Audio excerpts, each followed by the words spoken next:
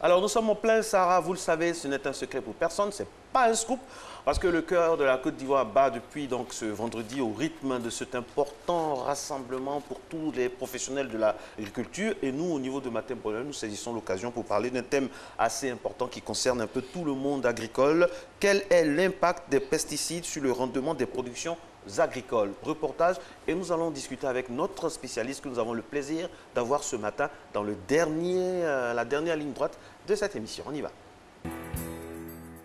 La culture des fruits et légumes, notamment des laitues communément appelées salades, est beaucoup confrontée à toutes sortes de ravageurs. Les plantes cultivées sont très souvent attaquées par des insectes, des bactéries, sans compter la concurrence des plantes adventices, ce qui occasionne une perte de qualité et une diminution des rendements. L'utilisation des pesticides en agriculture est l'une des ressources pour réduire les ravageurs, les mauvaises herbes et ainsi réduire les pertes. Si les produits que les planteurs de salade utilisent peuvent avoir des répercussions sur la santé, je dirais non. Parce qu'il y a longtemps que je m'approvisionne ici et il n'y a pas eu de soucis. Selon moi, les produits que les planteurs utilisent n'ont pas de réelles conséquences sur la santé. Parce que depuis fort longtemps, il n'y a jamais été relevé des maladies graves. Les produits que les producteurs utilisent pour la salade sont très bons. Ça ne cause pas de problème à la longue. Cette solution qui vise à limiter les pertes quantitatives améliore en outre la qualité des produits, notamment sur le plan de l'hygiène. Depuis quand j'ai commencé à travailler là, je n'ai pas vu quelqu'un pour venir ici. Venir payer piment ici, le lendemain il est venu, il m'a dit que le piment là, quand j'allais manger là, ça fait mal de voir. Non, je n'ai jamais vu ça. L'homme n'est jamais venu derrière moi encore pour venir parler. Il dit quand tu fais là, c'est pas bon. Non, tout c'est propre. Je préfère m'approvisionner ici que chez les revendeurs parce que d'abord ici c'est frais et la quantité est bonne. De plus, un usage accru des pesticides se traduit par l'accroissement des rendements, mais quand la quantité de pesticides utilisés dépasse un certain niveau, des facteurs limitants interviennent. De nombreux pesticides seraient a priori très dangereux non seulement pour la santé humaine, mais aussi pour d'autres organismes présents dans l'environnement. La dégradation d'un écosystème peut aboutir à une réduction de la production agricole, à une perturbation du milieu ainsi qu'à des pertes pour l'économie en dehors du secteur agricole. L'utilité revient donc de peser les avantages des pesticides et leurs effets négatifs, aussi bien dans un contexte agricole que dans un programme de lutte antivectorielle. Voilà, le décor est planté, les choses sont plus ou moins bien expliquées. Nous aurons de plus amples éclaircissements avec notre invité, M. Siloué Nyenyeri. Rebonjour et merci d'être notre compagnie. On rappelle que le thème, c'est l'impact des pesticides sur le rendement des productions agricoles. Vos questions et préoccupations sont attendues, bien sûr, sur nos différents réseaux sociaux.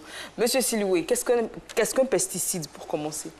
Merci madame. Je voudrais d'abord, au nom de monsieur le ministre de l'Agriculture, M. Mamadou Sangafoua, vous remercier pour l'occasion que vous nous donnez dans le cadre de nos activités du Sahara, donc de parler de la question des pesticides.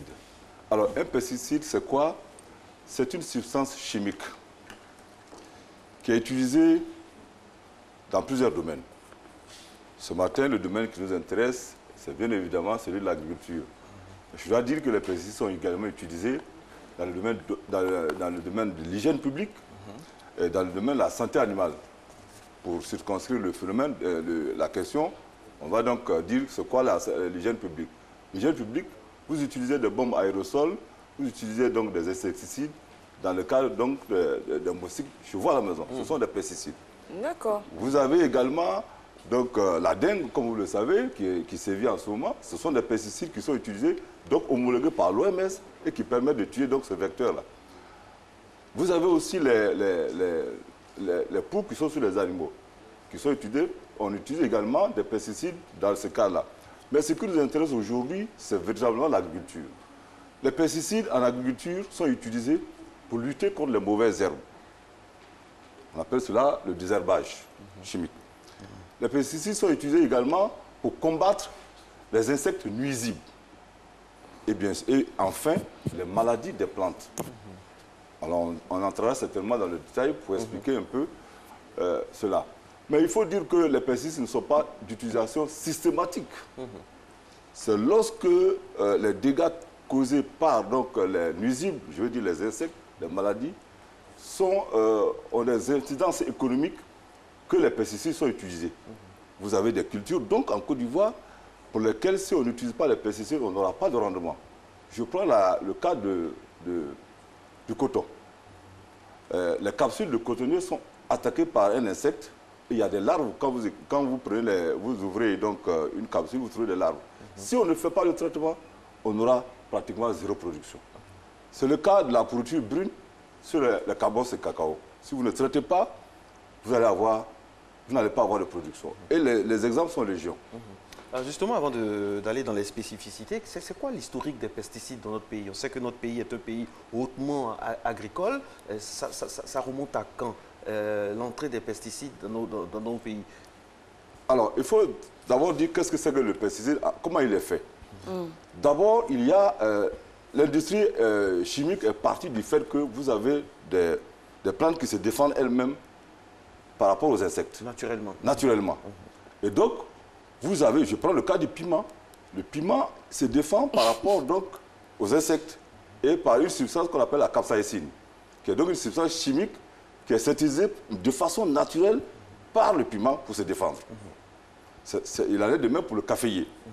La caféine est une substance qui repousse les insectes d'une façon naturelle. Et donc, la recherche a synthétisé ces matières-là pour pouvoir lutter contre les ennemis des cultures. Maintenant, pour ce qui est de la Côte d'Ivoire, il faut bien reconnaître qu'au lendemain de notre indépendance, dans les années 60, la Côte d'Ivoire a bâti son économie sur l'agriculture. Bien sûr. C'était l'époque des SODE, sociétés d'État qui ont été créées et donc qui fournissaient les intrants aux producteurs, donc les pesticides. Et à la fin de la récolte, on faisait donc une retenue pour justement combler donc rembourser. Pour faire les remboursements. Et petit à petit, l'État s'est retiré. De sorte qu'aujourd'hui, la filière est restée donc une filière donc ouverte aux professionnels. Mais d'une façon générale, il faut dire dans le monde entier, les pesticides sont utilisés. Pour vous donner un ordre de grandeur,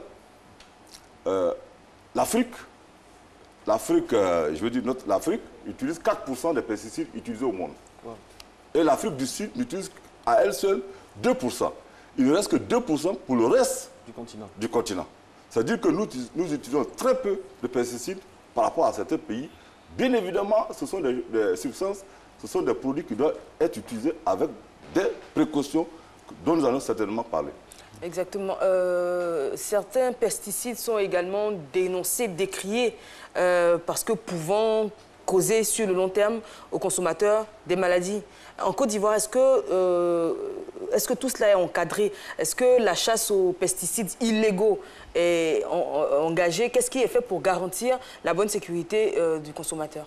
Alors, je dois vous dire qu'il y a une réglementation phytosanitaire en Côte d'Ivoire. Il y a un décret qui a été pris en 1989, le décret 89-02 du 4 janvier 1989, qui a été pris par le président Félix Houphouët-Boigny, donc par rapport donc, à la libéralisation de la filière, comme je vous le disais. Et ce décret fixe les dispositions dans lesquelles on doit pouvoir utiliser les pesticides avec sécurité en Côte d'Ivoire. D'abord, un pesticide pour être utilisé doit faire l'objet d'une homologation. C'est-à-dire qu'il doit suivre un processus au bout duquel on minimise les risques. Je dis bien, on minimise les risques.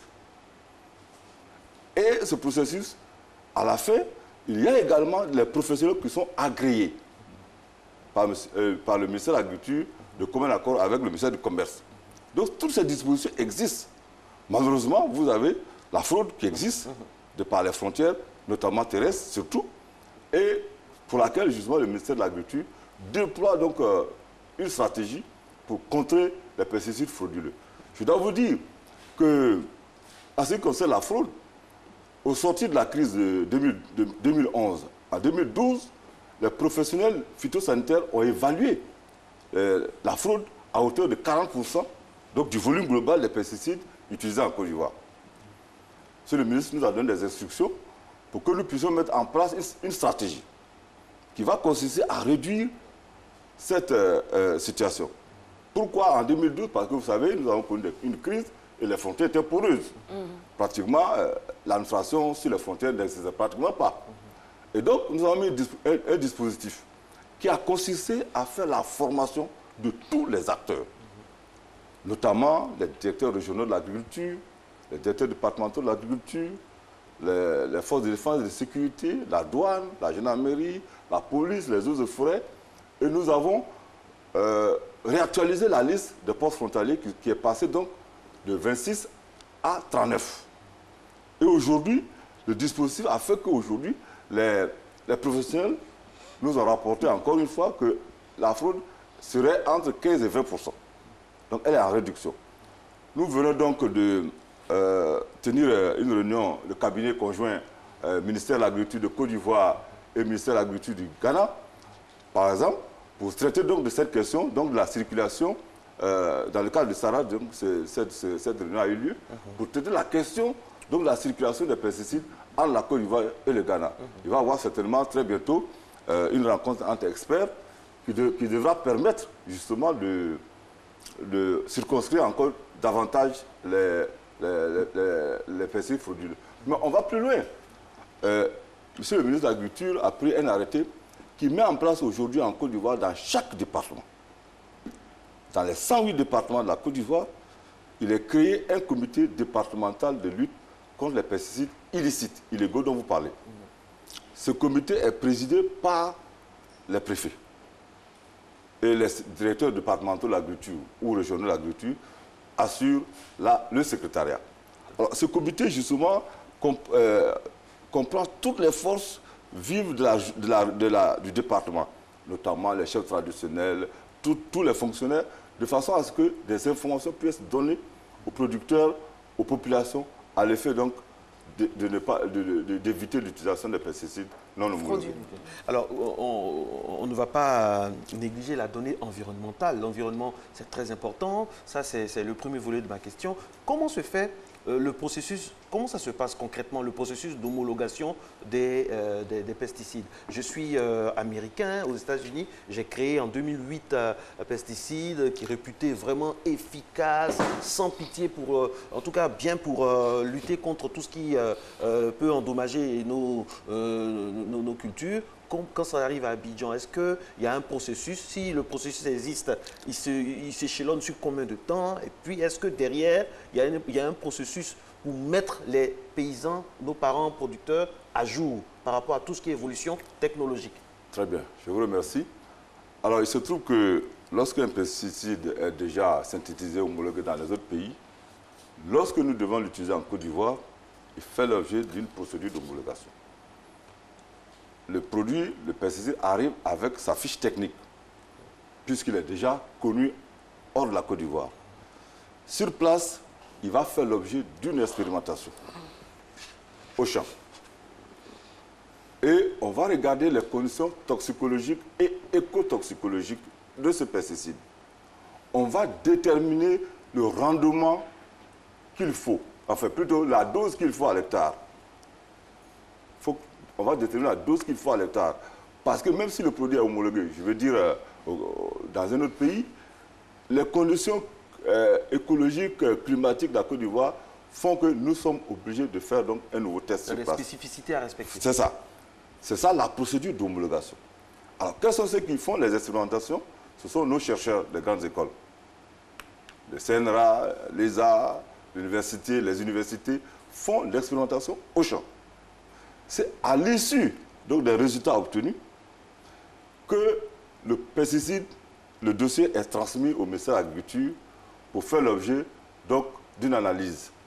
Un comité pesticide existe en Côte d'Ivoire. Il est composé d'un certain nombre de ministères, 12 au jour d'aujourd'hui. Ah ouais. Et votre serviteur en est le président sur instruction de monsieur le ministre de l'Agriculture. Et donc, le comité va examiner le dossier du pesticide. C'est à l'issue de l'examen qu'une décision est proposée à monsieur le ministre de l'Agriculture pour décision. Voilà comment cela se passe. Alors, qu'est-ce que ça dit? Un produit, un pesticide est homologué pour un usage bien précis. il faut qu'on se dise ça d'abord. Lorsqu'un pesticide est homologué sur cacaoyer, il est homologué sur cacaoyer, à une dose précise. Si c'est 1 litre à l'hectare, c'est homologué pour le cacao. Alors, il n'est pas question donc de prendre ces produits, par exemple, pour les utiliser sur d'autres cultures pour lesquelles le produit n'a pas été expérimenté. Malheureusement, c'est ce que nous voyons en Côte d'Ivoire. Sur le terrain, il arrive que des produits qui sont donc homologués sur cotonnier, donc au nord, on les retrouve par exemple souvent au sud. Sur des maraîchers. Sur des maraîchers. C'est la faute à qui? Le comité n'a pas bien fait son travail? Non, le comité a fait son travail, mais c'est la surveillance sur le terrain. C'est la surveillance sur le terrain qui est pénible, et comme toutes les fraudes justement, la surveillance sur le terrain est extrêmement difficile. Et c'est pour ça, je vous disais tantôt, que nous avons mis en place des comités départementaux, de façon à être très proche de l'action, de façon à conseiller les producteurs, pour que justement ils puissent respecter les dispositions qui sont prévues par rapport à l'homologation des pesticides. Mais mieux, je peux vous dire, vous avez parfois des producteurs qui, dans le cadre du cotonnier, insèrent des cultures intercalaires, qui peuvent être donc des légumes, et cela est proscrit. C'est dommage, mais c'est de ça qu'il s'agit. Alors, toutes les structures de vulgarisation, d'encadrement, font l'objet d'un renforcement des capacités de la part donc, du ministère de l'Agriculture, à l'effet donc de donner ces informations-là aux producteurs de façon régulière. Vous l'avez dit, il arrive effectivement qu'on retrouve des pesticides qui sont homologués sur cacaoyer, sur cotonnier, qui sont peut-être utilisés sur les légumes. Alors là aussi, nous faisons donc l'action au niveau donc, de la formation, de l'encadrement, pour que les structures de vulgarisation fassent donc, cet encadrement afin d'éviter des éventuels accidents. Donc c'est évident qu'on ne peut pas surveiller toutes les plantations et tous les potagers. On parle de plus en plus de manger bio, qui serait bon pour la santé dans des pays développés. On parle de plus en plus d'abandonner les pesticides ou de passer à des pesticides bio, des pesticides naturels pour garantir notre santé. Quels sont les efforts que le gouvernement ivoirien, du moins la filière, fait dans ce sens? Alors, d'abord, il faut dire qu'est-ce que c'est qu'un pesticide bio. Je vous ai dit tout à l'heure que les plantes synthétisaient elles-mêmes, comme le piment. Comme le piment, des substances. C'est ça le pesticide bio, en fait. C'est un pesticide qui provient d'un organisme vivant. Ça peut être une plante, ça peut être une bactérie, ça peut être un champignon. C'est ça le pesticide bio.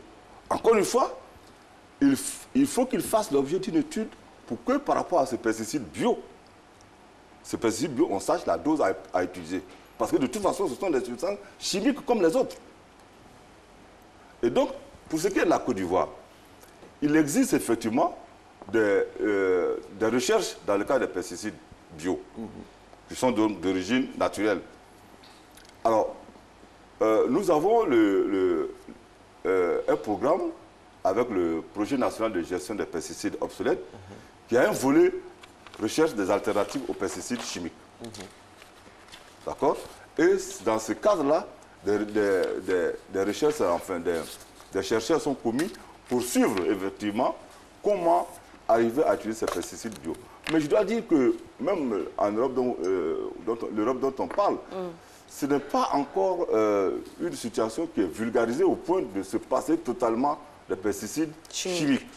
Vous prenez par exemple la vigne, c'est pratiquement 30 traitements par an sur la vigne.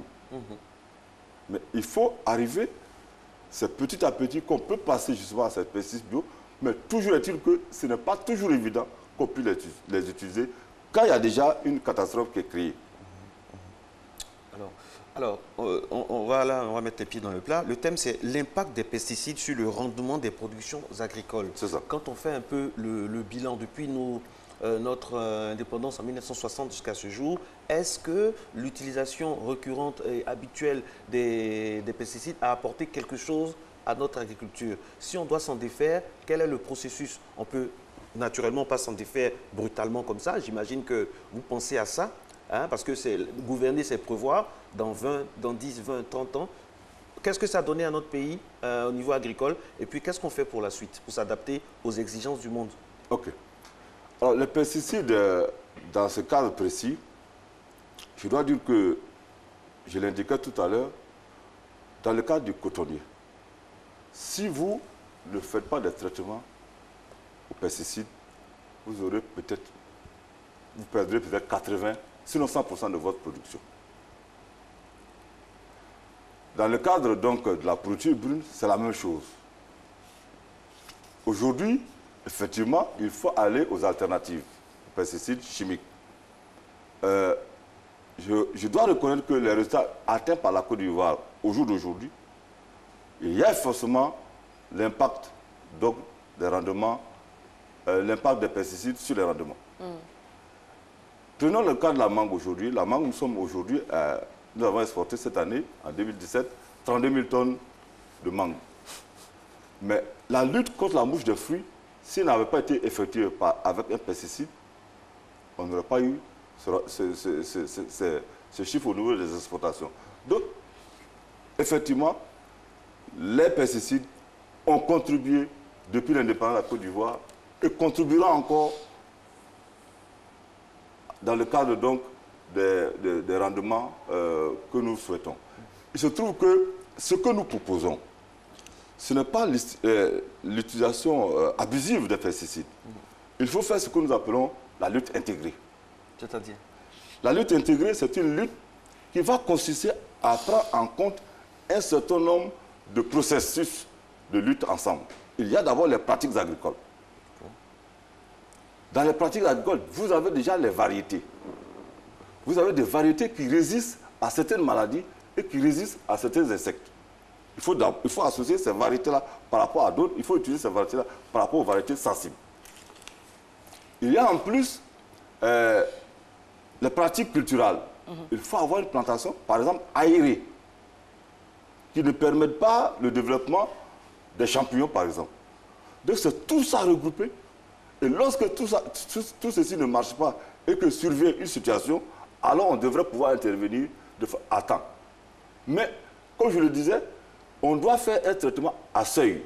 C'est-à-dire que ce n'est pas parce qu'il y a un insecte dans la plantation qu'on commence à traiter. Il faut faire des calculs pour voir est-ce que cet insecte a été un stade où il va y avoir un impact sur la production. C'est à ce moment-là qu'on peut déclencher, par exemple, une opération de traitement. Donc c'est une lutte intégrée qu'il faut utiliser, y compris la lutte biologique, c'est-à-dire la lutte en utilisant donc, des ennemis naturels, de certains nuisibles des plantes. Très bien. Nous sommes pratiquement au terme de notre temps d'antenne, de notre échange avec vous. Alors, qu'est-ce qu'on va dire pour synthétiser tout cela et ce qu'on doit retenir de cet impact, justement, sur la qualité de l'économie agricole? Alors, ce que je dois dire, d'abord, je dois m'adresser d'abord aux producteurs. Dire aux producteurs de ne pas se procurer les produits tout venant, les pesticides tout venant, partout. C'est un peu comme le phénomène des médicaments de la rue. Malheureusement, on leur propose souvent des produits qui, finalement, lorsqu'ils les utilisent, détruisent la plantation. Ou bien alors ne donnent pas les résultats escomptés. Je voudrais donc m'adresser aux producteurs pour leur dire, lorsqu'ils ont besoin de pesticides, qu'ils s'adressent aux structures d'encadrement. Homologuées. Voilà. Et pour avoir les structures d'encadrement, pour avoir des produits homologués pour faire leur traitement. Ensuite, aux opérateurs économiques, nous leur disons qu'il faut arrêter de faire venir les produits tout venant. Il faut donc se mettre à jour, respecter les dispositions réglementaires en Côte d'Ivoire. Et en ce moment-là, vous pouvez donc importer des produits qui sont homologués à moins de risques. Enfin, nous disons qu'il faut, pour les populations, il faut que les producteurs ou les populations ne gardent pas les produits à la maison. Cela arrive, il y a des intoxications qui sont dues au fait que les gens cohabitent avec les pesticides dans leurs chambres. C'est très dangereux ça. C'est très dangereux. Les pesticides dégagent des gaz et que vous respirez. En période de chaleur et tout. Donc, à terme, vous avez ce qu'on appelle l'intoxication chronique qui va intervenir peut-être dans 5, 10, 20 ans. Donc, il faut éviter de garder les pesticides dans les locaux d'habitation. Merci beaucoup à vous, M. Siloué Nyenyeri. Je rappelle que vous êtes directeur de... la protection des végétaux, du contrôle et de la qualité au ministère de l'Agriculture et du Développement rural. Vous voyez, mesdames et messieurs, que nous avons des personnes idoines pour nous parler de sujets. Et c'est toujours comme ça, hein, du lundi au vendredi. Merci à vous. Merci beaucoup. Bonne journée. C'est vrai qu'on s'attelle à toujours avoir les meilleurs experts des domaines que nous abordons pour la thématique sur Matin Bonheur. Vous êtes experte en... Experte en petit-déj, parce que je comprends mon petit-déj là. Merci.